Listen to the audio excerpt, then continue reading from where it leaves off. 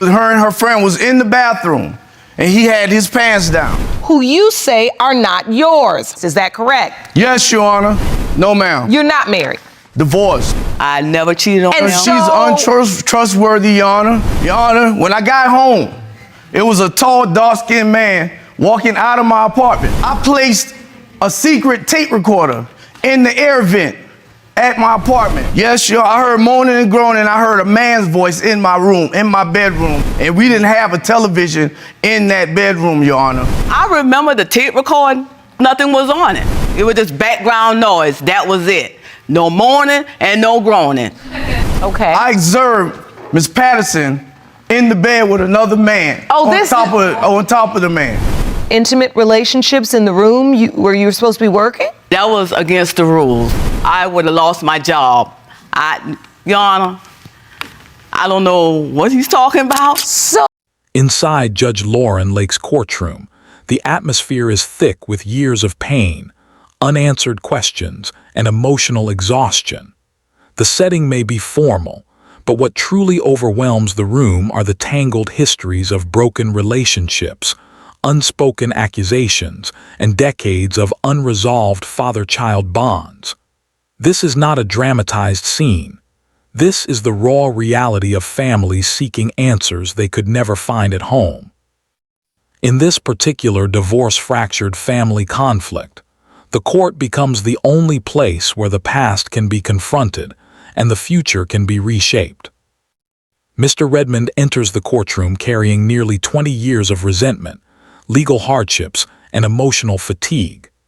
Judge Lauren Lake announces the case by acknowledging that Mr. Redmond owes over $10,000 in child support, a number that reflects not only financial strain but a deeper contest about truth, trust, and responsibility.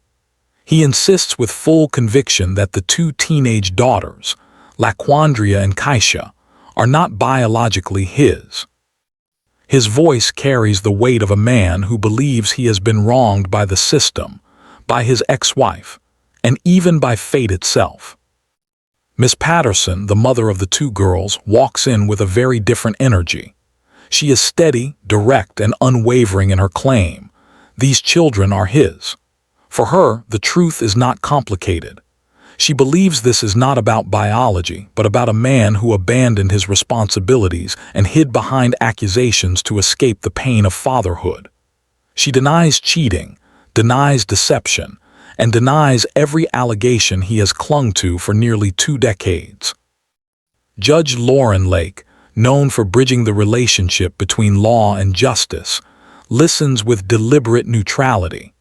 In her courtroom, truth is established not by emotion but by evidence, and she often reminds the litigants that the court functions very differently from public assumptions or dramatized podcast storytelling. She often references how the legal world, whether in the game-changing attorney podcast, the divorce course podcast, or legal talks on the evidence stage in divorce cases, always emphasizes that speculation cannot replace proof. Mr. Redmond attempts to rely on years of suspicions. He describes moments from their marriage when he believed infidelity occurred. He brings up pictures, memories, and personal accounts of events that fueled his distrust.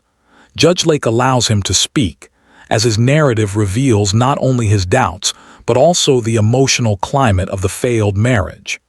Miss Patterson rebuts each claim, arguing that the accusations were rooted in insecurity, not fact. In this contrast, Judge Lake sees a common courtroom pattern: couples who never healed from emotional wounds and allowed resentment to become their compass. The daughters remain outside the courtroom initially. Judge Lauren Lake emphasizes that children should not be subjected to adult accusations until absolutely necessary. In many adoption stories' full episodes, or in testimonies shared on Celebrate Recovery, similar emotional themes appear: young people longing for answers from adults who were supposed to protect them. Judge Lake is cautious, knowing the girls' emotional well-being must come before legal drama. As the arguments continue, The courtroom dynamics highlight the concept of justice in jurisprudence, how truth, evidence, and fairness balance against human fallibility. Mr. Redmond repeatedly insists he knows for a fact the girls are not his, yet every time Judge Lake presses him on factual proof, it's clear he never sought a legitimate DNA test until now. The law cannot rely on emotion alone, and Judge Lake subtly reminds him that in many systems, especially under the Adverse Inference in Evidence Act, failure to obtain proof earlier often weakens one's credibility. Miss Patterson explains the hardship she endured raising her daughters without consistent support from their father. She insists he was absent during critical moments, contradicting his claims that he was the reliable parent. For her, this courtroom appearance symbolizes closure, a definitive moment where the truth will replace the countless arguments that dominated their ruined marriage. Mr. Redmond's biggest emotional revelation is that he spent multiple periods in jail because of unpaid child support. He believes he suffered unjustly for children he does not think are his. This belief, whether rooted in fact or insecurity, shaped how he processed fatherhood. In his mind, he was punished for someone else's children. Judge Lake listens carefully. She explains how many similar stories appear on legal platforms, including cheating stories discussed online or analyzed in the Game-Changing Attorney podcast. She emphasizes how doubt without evidence becomes a cycle that destroys families. The courtroom tension grows heavier when the daughters are escorted inside. The room shifts. Their presence is a living reminder of what this case is truly about, not the marital conflict, not the financial disputes, but the emotional scars carried by children who grew up unsure why their father distanced himself. Laquandria and Kaisha speak with a mixture of maturity and suppressed pain. They explain that they remember little to no involvement from their father. They talk about moments of homelessness, moments of fear, and moments when they wished a father figure had stepped in. But he never did. Kaisha's tears reveal years of emotional injury, the kind Judge Lake often hears from children in similar courtroom journeys. Their words cut through Mr. Redmond's defenses. Judge Lake observes his body language closely. She notices he avoids eye contact with his daughters, a subtle but powerful indicator of discomfort and emotional disconnect. In family law, behavior often reveals more than words. The daughters express their truth, the same truth many children in child support or custody cases reveal. They longed for a father who never truly showed up. They acknowledge they believed he was their father, but emotionally, he never fulfilled the role. Their statements challenge Mr. Redmond's long-held narrative of consistent involvement. Judge Lauren Lake intervenes with firmness but compassion. She explains that the truth changes everything, and while the courtroom functions differently from storytelling podcasts, the emotional impact is similar. When DNA is involved, the truth becomes unavoidable. Judge Lake knows this moment is more than legal. It's transformative. It reflects the broader human experience discussed in recovery testimonies, law podcasts, and personal stories across media. She reminds the courtroom that they stand at the intersection of truth and healing. This is where the DNA results become the central force. This is where decades of doubt will finally end. This is where justice, both emotional and legal, will collide. And Judge Lake prepares to read the results that will change their lives forever. Judge Lauren Lake prepares the courtroom for what she always refers to as the moment where truth stands alone. Before she opens the envelope, she emphasizes the significance of evidence in legal disputes. She reminds both parties that while debates, accusations, and emotional stories fill the courtroom, the DNA test strips away speculation. It is the one piece of evidence that cannot be manipulated, exaggerated, or reshaped by memory. In many divorce cases, she explains, people spend years making assumptions, but when the truth finally surfaces, everything shifts. The daughters sit quietly, but their emotions ripple through the room. Laquandria clenches her hands, Kaisha wipes tears from her eyes, and both prepare themselves to hear an answer that may affirm or completely rewrite their identities.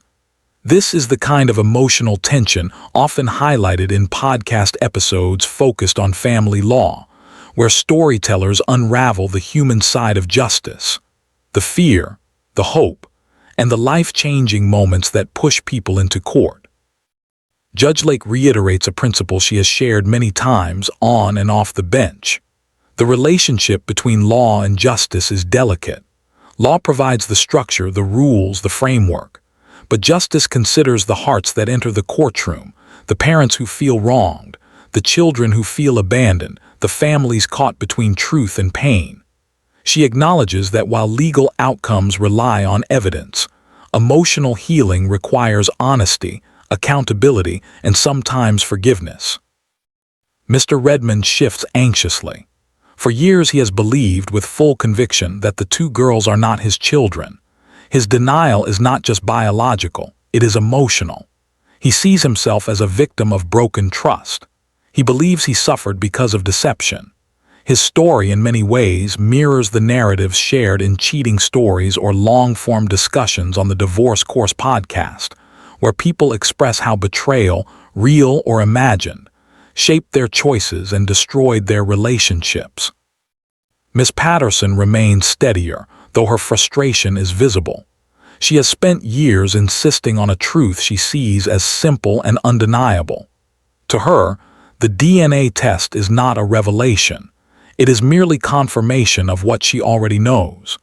She believes the court will validate her integrity and expose the years of unfair accusations she lived with. She sees today's moment not as a surprise, but as justice. Judge Lake begins reading the results for the younger daughter, Kaisha. Her voice is neutral but powerful, carrying the authority of a judge who has delivered thousands of life-changing decisions. When she announces that Mr. Redmond is Kaisha's biological father, the air in the courtroom shifts instantly. For Kaisha, it is an affirmation of what she has believed her entire life, that the man denying her is indeed her father. She looks at him with a complex blend of anger and heartbreak. Judge Lake proceeds to read the result for Laquandria. Again, she announces with unmistakable clarity that Mr. Redmond is the biological father. The courtroom absorbs the truth in an instant. Years of suspicion collapse. Years of resentment built on false assumptions reveal themselves as emotional misunderstandings wrapped in fear. The daughters react differently. Kaisha, though crying, expresses a harsh mixture of love and rejection.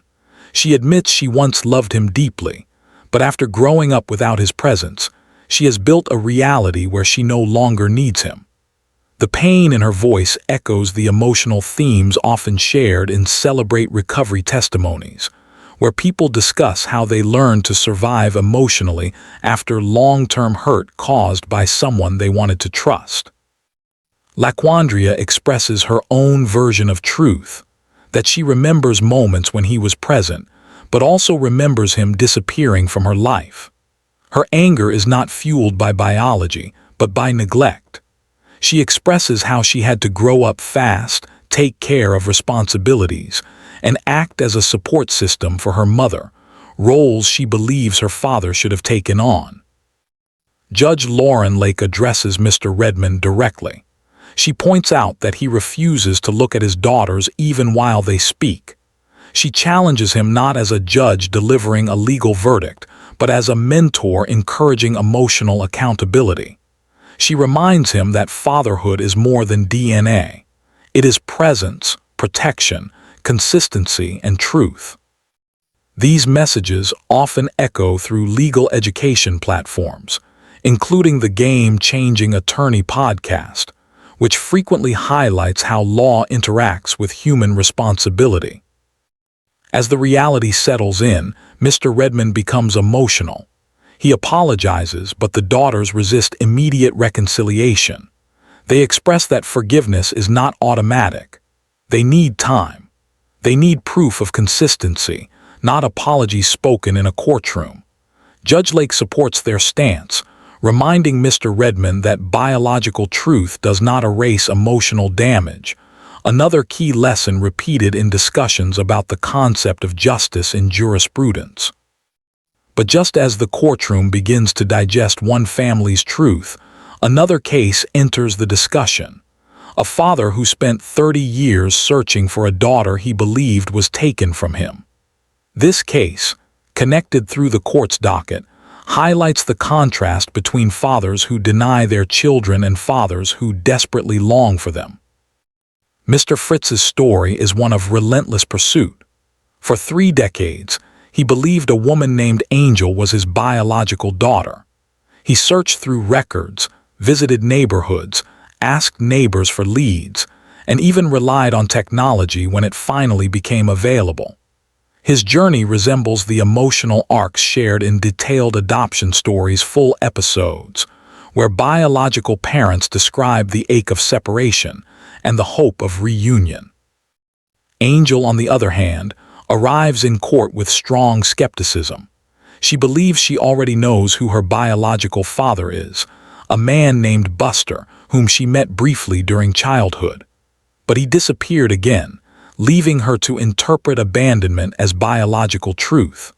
Her grandmother raised her, providing her stability, but she still felt the void of a father figure.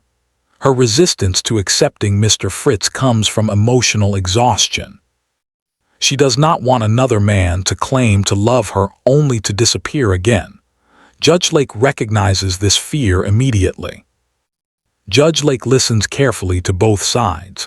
She understands that love and truth are rarely simple. She reminds them that the evidence stage in divorce or paternity disputes requires factual proof, not memory, not assumptions, not emotional narratives. Even in cases where someone searches for a child for decades, the law relies on evidence, not effort. Angel confronts Mr. Fritz emotionally, expressing years of hidden pain. She questions why he did not find her sooner if he cared so deeply. Her anger masks the longing she has carried for decades. She confesses that she doesn't want to be hurt again. She doesn't want someone new in her life only to relive the pain of abandonment. But Mr. Fritz insists with unwavering emotion that he never stopped searching. He believes God guided him.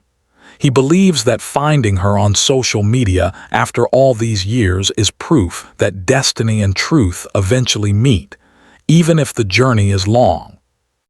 Judge Lake sees the emotional complexity. She acknowledges Angel's fear and Mr. Fritz's hope. She explains that the legal process must cut through emotion to reach truth. The DNA test, once again, becomes the instrument that resolves a lifetime of uncertainty.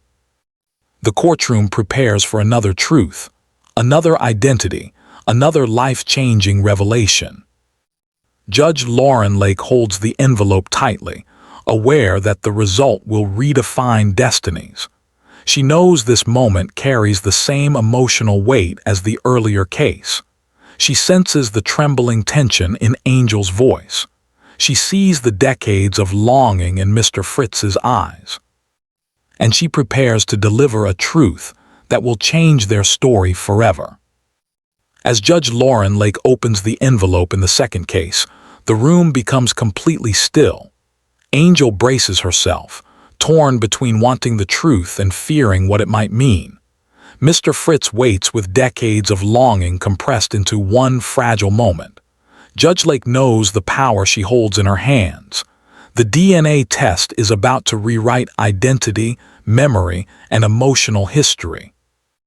When she announces that Mr. Fritz is indeed Angel's biological father, the air fills with a kind of emotional electricity that few courtroom experiences can match.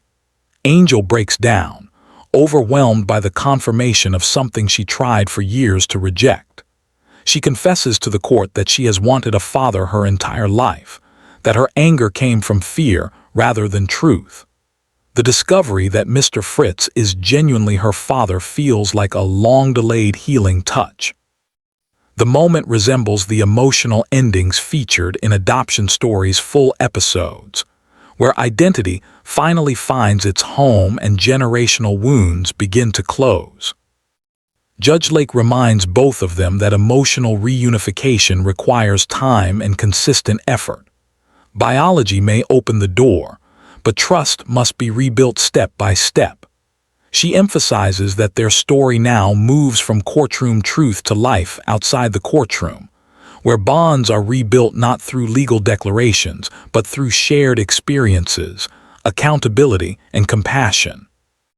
But the day's journey is not over. Another family conflict waits to be addressed. In this third case, involving a young mother and a man who once believed he was a father, Judge Lauren Lake must again navigate the complex intersection between emotional narratives and legal truth. The courtroom transitions from reunion to uncertainty, from affirmation to confrontation. Mr. Wilson enters the courtroom already emotionally exhausted. He explains to Judge Lake that he has felt deceived before, that he once trusted women who later proved him wrong, and that he now fears history repeating itself. He describes how he believed he had finally found the chance to become a father, a dream he held closely, especially after the death of the man he considered his true parent. His desire for fatherhood made him vulnerable, hopeful, and ready to embrace a child without questioning biology. But when inconsistencies appeared in his partner's story, doubt crept in. He recalls the emotional conflict of bonding with a child while simultaneously questioning whether she was truly his. Many men in cheating stories or legal discussions on the Divorce Course podcast describe similar moments when paternal love clashes with the fear of being misled. Judge Lake listens, understanding that such emotional confusion often creates deep psychological scars. Miss Dean, the young mother, presents her own version of truth. She maintains that her daughter was conceived in a committed relationship and that Mr. Wilson was fully aware, involved, and supportive during the pregnancy. She claims he later distanced himself, changed his story, and allowed doubt to overshadow the child's needs. Her emotions mirror those shared in Celebrate Recovery testimonies, where people describe the pain of abandonment, the collapse of trust, and the struggle to provide stability for their children. The courtroom becomes a battleground of conflicting beliefs. Mr. Wilson believes he was misled. Miss Dean believes she was abandoned. Each feels wounded by the other. Judge Lauren Lake steps into her dual roles, legal authority and emotional guide. She reminds both parties that the Evidence Act protects truth, not assumptions. She explains the principle behind adverse inference in evidence, emphasizing that failing to seek proof when doubt arises can create deeper conflict. She speaks about the importance of bringing clarity early, especially when a child's identity and emotional security are at stake. The two sides argue about who left whom, who changed phone numbers, who withheld the child, who misinterpreted intentions. This is the kind of tangled relational conflict often explored in the relationship between law and justice. The law must focus on evidence, while justice must consider intention, context, and emotional complexity. Judge Lake brings attention back to the child. She explains that the young girl did not choose any of this, yet she becomes the center of conflict created by adult choices. This principle is echoed in legal commentary, such as the Game-Changing Attorney podcast, where experts highlight how children often suffer silent consequences while parents engage in emotional warfare. Mr. Wilson admits that he connected deeply with the baby at birth. He signed the birth certificate, cut the umbilical cord, and embraced the role of father without hesitation. Judge Lake acknowledges that signing the birth certificate creates a legal presumption of paternity, but emphasizes that ultimately, biology must determine truth. She reminds the court that the mother's uncertainty and the father's doubt both reveal emotional instability, and the child's future must be grounded in fact, not fear. When the DNA results are finally read, the courtroom undergoes another dramatic shift. Judge Lake announces that Mr. Wilson is not the biological father. The words fall heavily into the room, but unlike the earlier cases, the reaction is mixed with relief, disappointment, and resignation. Mr. Wilson's sigh reflects both sadness and closure. He expresses regret for the emotional turmoil, but also relief that truth has been established. His emotions reflect countless legal narratives where men discover that the child they loved is not biologically theirs, stories that often surface in interviews, recovery groups, and Truth Changes Everything podcast discussions. Miss Dean reacts differently. Though not shocked, she is visibly emotional. Judge Lake observes her carefully, noticing that her reaction reveals deeper truths, perhaps truths she struggled to accept or disclose earlier. The judge explains that while biology answers the legal question, it does not erase the need for emotional support and community. She encourages Miss Dean to focus on finding the child's biological father and building stability for her daughter's future. Judge Lake uses this moment to highlight a critical lesson, one often discussed in jurisprudence lectures. The concept of justice in jurisprudence is not merely about establishing truth. Justice also requires accountability, being honest about relationships, responsible with commitments, and transparent about uncertainties. She tells the mother that while the courtroom has provided clarity, the responsibility now shifts to her. She must seek truth without fear, because a child's identity cannot remain in doubt. She tells Mr. Wilson that even though he is not the biological father, he deserves emotional closure. His intentions were sincere, and sincerity must not be punished. Judge Lake reflects on the 3 cases of the day. Each involved doubt, pain, and years of emotional confusion. Each showed how assumptions destroy families and how truth, though painful, sets new foundations. Whether through DNA tests, legal doctrines, or heartfelt testimony, she reminds the courtroom that truth is the beginning, not the end, of healing. As she adjourns for the day, she emphasizes that the courtroom is a place where stories transform, where long-buried answers surface, and where justice meets humanity. Some people walk in hopping for absolution. Others walk in hopping to be heard. But everyone leaves with the truth, because in her courtroom, truth changes everything.